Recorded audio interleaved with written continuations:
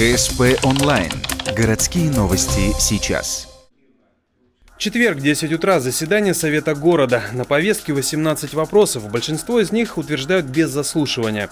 В том числе передачи собственности МУГО в республиканскую, части ЛЭП в Бельгопе и Ледовом дворце, наружных сетей, трансформаторной подстанции. Однако с докладом обсудили вопрос принятия бюджета на 2018 год и плановые периоды 2019 и 2020.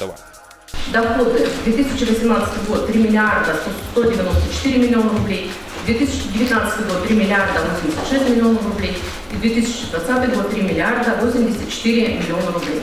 Расходы запланированные на 2018 год 3 миллиарда 136 миллионов рублей, на 2019 год 3 миллиарда 73 миллиона рублей и 3 миллиарда 84 миллиона рублей на 2020 годы.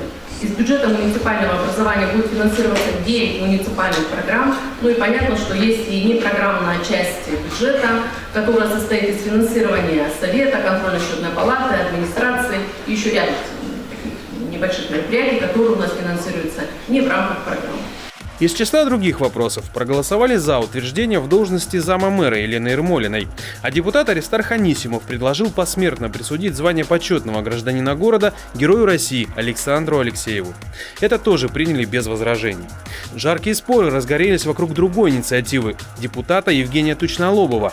Он предложил создать в рамках Совета новую депутатскую комиссию. Она должна заниматься делами предпринимательства в Ухте. Последние 2 года даже не барабаны, кричат наши предприниматели нашего города.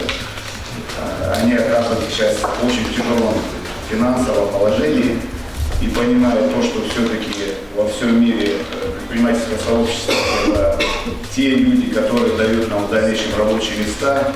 Вопрос уже становится на сегодняшний день не просто очень серьезным, а уже, наверное, катастрофически серьезным.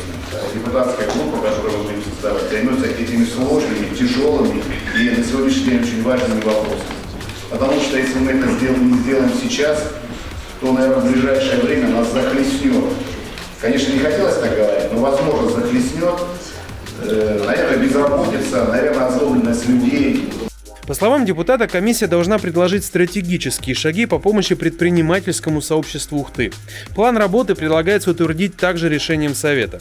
Однако до тех пор нужно определиться с составом и юридическими деталями, регламентом и уставом МУГО. В итоге 15 депутатов проголосовали за, 1 воздержался. Дальнейшая судьба комиссии и всего, что с ней связано, должна проясниться в феврале 2018 года.